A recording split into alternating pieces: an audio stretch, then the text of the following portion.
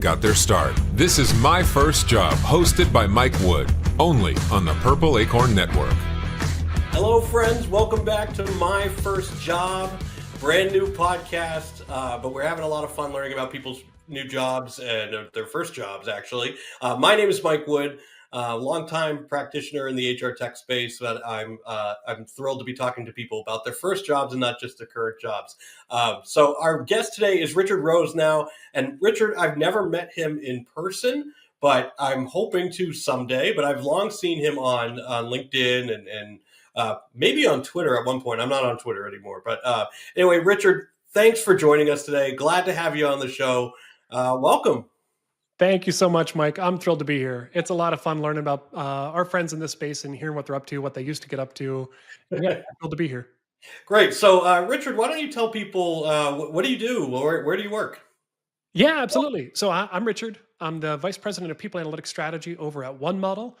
OneModel is a people analytics platform. That means we kind of do everything from unlocking your data, modeling your data through to visualization.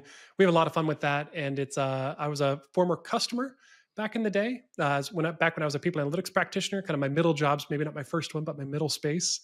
And had a lot of fun on my route over here and enjoying every day that I get to work with the OneModel team. A little bit about my current job. I'm in that role as Vice President of People Analytics Strategy. I get up to a little bit of everything. So I work kind of horizontally across the team, get to stick my nose in everything. But then also I'm out in the market. I get to talk to practitioners, see what they're up to, where they're struggling. I get to do research on the space. I get to attend a lot of the conferences and kind of hear what people are doing and stay on the cutting edge of that and like to bring that back to the community wherever I can. And Richard, where are you based out of? Yeah, so I'm about an hour north of Pittsburgh. Okay. Bounced all around the country though, but ended up back here during the pandemic and enjoying it. It's a little cold here today, but enjoying it overall. Well, I'm almost hitting darkness here. At our time, it's 4 o'clock. I'm out of the greater Boston area. I'm about an hour west of the city in the affordability zone of the state. But I'd love to hear about your first job. So what was your first job? I'd be happy to share. I had a bunch of funny kind of first early career jobs, but I think that there were actually two that came to mind. One, I was a lifeguard. Not the fun, interesting outdoor beach lifeguard type on Baywatch, but I was an indoor rec center lifeguard. It's a less glamorous side of the world. But the one I wanted to talk about, my first job that I felt like was my first job that I picked, went out and did. I was actually a baker at an Amish smorgasbord, and a smorgasbord for anyone listening is a traditional Amish buffet that's as far as the eye can see of food and baked goods and all kinds of fun stuff. And I enjoyed my summer there as a baker. Now, how did you even pick being a baker at an Amish smorgasbord? Yeah, it's a funny thing. I think I've always been fascinated with different jobs and things to do, and I was always curious of like the ways different people work and what they get up to. But that particular summer, I was a little bit of backstory. I was on the crew team my freshman year of college, rowing, and it turns out on your freshman year that's at 5 p.m. Your sophomore year is at 5 a.m. And so I wanted to test to see, hey, is this a thing I want to do with my life? Do I want to wake up at 5 a.m.? Do I want to get going? And apparently I thought it was a good idea to get a job that got me up at 5 a.m. when the bakers were up. So for a summer, that was really fun. I think got to learn a lot about different things and very different way of working, and enjoyed my time there in the bakery. So what types of things would you bake? We did a little bit of everything. And it was funny because I went into it thinking it was going to be like breads from scratch and work on things, but it was like this like semi-industrialized. So I would spend a shift making pie shells. And that was, you put the dough in, you pull the lever, the machine comes down, pie shell. We got to we got to do some fun things too. Like we made in Lancaster County, they have a shoe fly pie. If you're not familiar, it's as if you need to make a pie, but you don't have traditional filling. So you just use syrup and molasses and sugar. And that's a shoe fly pie pretty much. I gave away the recipe.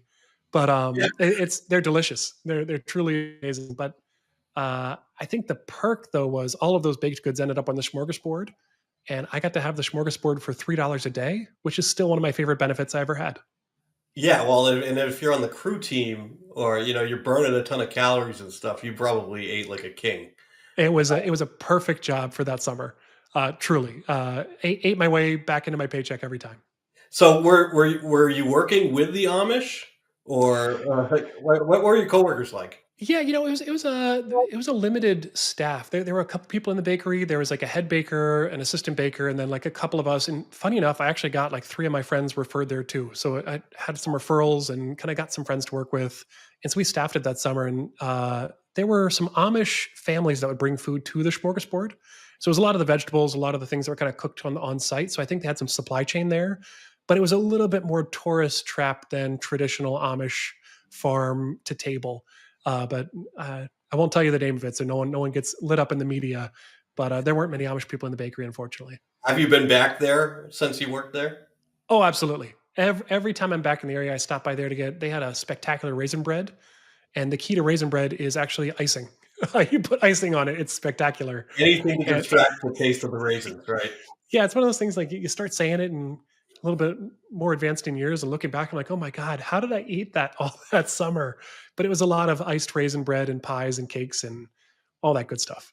All right, so you're not a baker now, but do No, you still do baking on the side? I do, and it's a fun time of year for that too. I've got a good pumpkin pie recipe that I make, and I found a lot of joy in it kind of throughout the years. I know someone told me early on, have a couple hobbies in life. It was like one hobby that makes you money, one hobby that keeps you fit, and one hobby that gives you creativity. And I've tried to stick with baking wherever I can for that one. So I'm not good at it, but I do it. Maybe that's a good thing about a hobby is you don't have to be good at it. You just have to enjoy it and enjoy the fruits of your labors, maybe too. Yeah, that's great. So you go to school, you get out of school. What's the first thing you did after school? Yeah, I actually had a sort of a mid-career. So I actually graduated in a tough time economically. I know that a lot of maybe listeners kind of early career maybe facing the same thing, but I actually hung on tight to an internship I had. So when I was in my senior year, I wanted to get credit for not taking classes. So I ended up taking three internships, summer, fall, spring, but it was with the YMCA Pittsburgh. So got to really kind of see. I had been a sociology undergrad. I thought I was going to go into sociology as my like PhD path. Fascinated by the research, but I realized that in nonprofit you get to actually apply a lot of the things, especially around community development and building communities and supporting communities. And so I found this internship that started as kind of like a ruse to get credit. So I had to take less classes my senior year, and ended up really falling in love with the career path. So that took me from the YMCA Pittsburgh out to the YMCA of the USA, and then from the YMCA of the USA to the YMCA Chicago, by means of kind of an internship out in Chicago, and then kind of found my way into that career. So I had a lot of fun. That was kind of my first stage of my career. I don't talk about as much anymore in the people analytics space, but it's definitely an early space that inspired a lot of what I do today. So what did you do there though? Yeah, so I was hired on as a business analyst for their education initiatives department. That's one of those jobs that like you never hear about in high school that it exists, that's out there. But the YMCA Chicago had a lot of community programs where it was ranging from we ran after school care from like 4 to 6 p.m. or Yep. maybe it's like 2:30 to 5 p.m. My brain's getting a little fuzzy now, but it was that window between when school's let out and parents are done with work. That's a Yep. prime time for a lot of trouble for kids. And we ran an extended after school program across 15 or 20 sites that I started out helping out with that, ended up running that program by the end of my kind of tenure there, as well as one of the interesting ones. So the YMCA Chicago was actually the largest senior care provider in the city. For a moment, they ran a spectacular senior care in-home care program. And that was part of our kind of education initiatives, community initiatives, larger, broader umbrella. But it was 500 some employees, 1,000 plus seniors we took care of. And I think it was one of my earliest kind of HR career moments was recognizing that we had gotten a grant that required us to upgrade our technology, and we weren't able to make that jump. And Hmm. the YMCA is not known for senior care. Just the young is Yep. in the first letter of the first part there, but it's that sort of moment where, from the nonprofit sector, something I appreciated was the YMCA recognized that and said, "Hey, if we take this funding and we upgrade this, we're still not going to do as well as our peers were in the space." So they actually backed out of that funding and gave the funding to another competitor, kind of in air quotes, their competitor Yeah. that was doing the service better. So we actually wound down that whole program. So that was Warren Act and some data, and got to see kind of like what happens when we kind of have to take something apart and have to help people transition. And we ended up getting everybody hired with other of those kind of competitors in the space to make sure the employees were taken care of, because some of them had worked with the Y for 20, 30 years in this role. And so it was an early kind of view of this like HR and data and people, and kind of sparked a lot of my interest in the space. But it was again, it was a very strange job. It was being kind of young, early career in nonprofit. I got to raise my hand and do a little bit of everything. Yeah. And for people that aren't sure kind of where you want to go, it's something I always recommend. Like, hey, like you get to try a lot of things, you get to see a lot of things, and if you're ambitious and interested, you'll get to do well above your pay grade what you're paid to do. You can go take on bigger projects, more interesting things, because they need people, they need help, and so have Yeah. a lot of fun there. Yeah. I worked at a nonprofit. I worked for public television at one point in my career. I worked on kids shows actually, and That's I awesome. loved it there. But I feel like I aged out of it. Like there was a point where I'm like, okay, I want to have a house. I want to have a car. I need to work somewhere where I can make some money. Like, so did you? Was it a money thing that kind of brought you to your next job, or? Well, and it's an interesting question. Before we go there, though, Mike, what kids shows did you work on? Can I ask you a question? Yes. Yeah. So I worked on Curious George. I was a Amazing, publicist, so I wasn't amazing. doing anything cool. I was the PR guy. I worked on Curious George, Arthur, a little show called Peep in the Big Wide World, which is for like 2 year olds, um, and then Martha Speaks, which was a talking dog. Love it. Um, WGBH out in Boston used to do about a third of all the programming for PBS. And so there's a lot of shows, and I was pretty much run like like a PR agency there. And I also worked on an engineering show called Design Squad, and I worked on what Zoom became before it finally went away. So Zoom was originally filmed in Brighton, Massachusetts, which is outside of Boston, and it became a show called Fetch with Ruff Ruffman while I was there. And I was working on one of the last like live casts. So I was leading around these like 12-year-old kids or something like that. And I remember I took them to the Mystic Aquarium to do like a meet and greet. And I was like, this is really weird. Like there's all these big fans and stuff of these kids. No. And so this was like 2011, Yeah, 2012. Everything is done by like computers and animation now, but sure. um, I loved it at the time, and I love it even more now that I have kids that are watching some of these shows. Yeah, I My daughter is 9, and I remember she was watching Molly of Denali, which is a show, and that was in pre-production when I was at that's a WGB. very cool history to have. And it's just like, and the thing is, like, these are shows that are good. They're good for kids, and they're Yeah. actually not. I remember there was a study at the time that like SpongeBob actually makes kids dumber, and like, and so it was like, okay, this is educational content that helps. But yeah, Yeah. so that's just a little backstory of some of the weird jobs I've had. Oh, I love it. And it's something with nonprofit where it's like that clear cut to service and mission is there with being able to kind of grow communities, build communities, service communities. Like I really thoroughly enjoyed that. It was funny though, to come back to your question about kind of what was the motivation to kind of move on from there. It was funny. The first week I started, they had actually gotten a new CEO, and he was a mentor, someone I look up to. And what I got to see in that first week was he came into the Y, and over that kind of years that I worked there and the years that he worked there, he revolutionized the whole company. He had been the former CEO of the Chicago Tribune. He knew about data science. He knew about how to run things from a different lens, from a business perspective. And I saw in his tenure at the Y, he did more to change the Y Chicago than I think I could have done if I stayed there for 35 years. And so I started looking, I said, okay, well, what can I do? Where can I go learn some of these things that he knew? How can I go pick that up and then eventually maybe come back to the nonprofit sector on the far side? And so I kind of started looking around and said, hey, I like people stuff. I did a couple different HR projects I really enjoyed. I really wanted to see that space. I like data. I knew I wanted to do some things in the data space. I did want to get paid someday. And so that was definitely a factor in there too. But I wanted to go say, like, where can I go learn the most about how businesses operate, how things get up to speed, and pivoted back for an MBA. And in that MBA, actually decided to seek out this people analytics career path. I think I'm one of the few people that very specifically said, I definitely want to be in HR. How do I get there? And I've had a ton of fun since. Well, and I just from seeing you online with like the people analytics function, as that has come more out into the forefront, you seem to be one of these early people that has been doing people analytics for a long time. And so I'm thrilled to see people like you kind of come out into the forefront of what's actually what you're capable of doing with people analytics. So if some of our listeners don't really know exactly what people analytics is, can you just give us a brief description of it? Oh, totally. I'd love to. So, people analytics largely is we want to make better decisions about our workforce. And for a long time, we were making decisions about the workforce or HR from kind of going by our gut or the best we could, or working out kind of through decision support, kind of figuring out the best path. let's bring data into the mix and let's use some data to make some better decisions. That's the core of it in my mind is how do we make better decisions about our workforce with data? And the thing I love about that is it's in a lot of these kind of pure play data science roles, maybe in finance or marketing, I assume it's maybe a little bit abstracted from the value. Within the HR space, you get this really lovely combination of people who love people and people who love data. And the center of that Venn diagram has just been like a wonderful trap for this great community of people analytics people that deeply want to make the world of work better. Because the world of work it'd be nice if it was great. It's good for some people, it's terrible for a lot of people.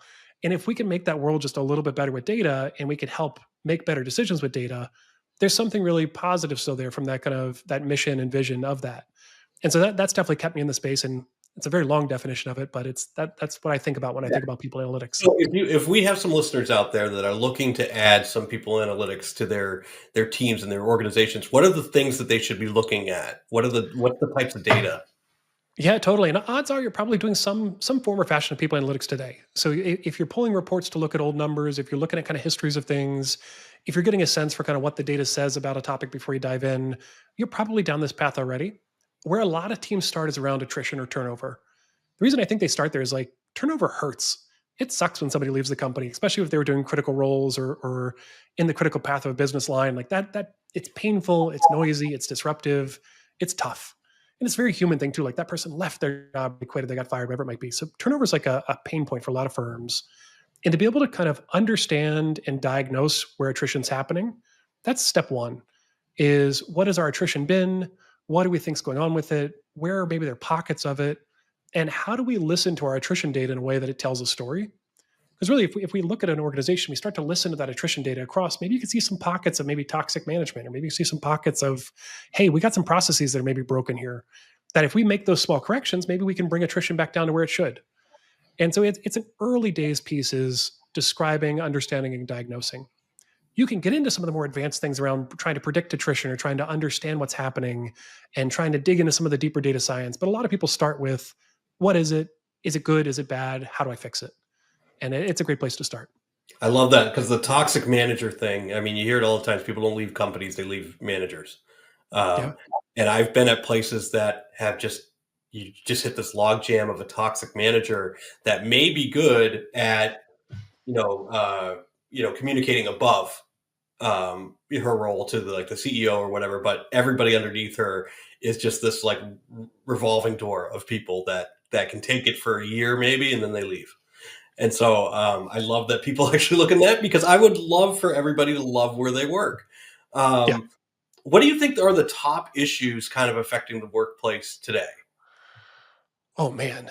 I mean, there's like big newsworthy ones that are happening left, right, center, which is like AI, return to office, recessions, economies. Like there's definitely big ones. If I were to zoom in on what we're just talking about, though, it's kind of like a present issue. I would say that we don't listen very well to our workforce. And when I think about what people analytics is, another way to think about it is how do I listen at scale? So if I have a 100-person company, I could probably talk to everybody. I'll be okay. I might not need analytics yet. Analytics might be helpful in some cases, or maybe kind of far stretch. But usually, if you can get by with Starbucks gift cards and just catching up for coffee with folk, you're okay still. But once you get to like 500 people or 1,000 people, and that CEO, the distance starts getting further and further from the line work or the frontline workers, whatever they might be, you start to lose connection with what does it mean to work here? What does it mean to produce our work? Where are there problems that are happening, or what actions are being taken based on decisions that I'm making at the top?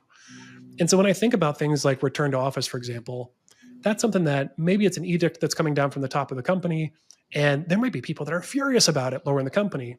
But if we haven't established those lines of communication, whether they're active communication or whether it's listening through data to understand sentiment or understand attrition or understand those different behaviors, you can really lose sight of what it means to make good decisions that are productive for your company. So I think a lot of the things that are really present in the workplace, there's definitely those hot topics, and happy to talk about those too. But I think a lot of it comes down to information management and how we work within that world that's not just based within four walls of a building anymore.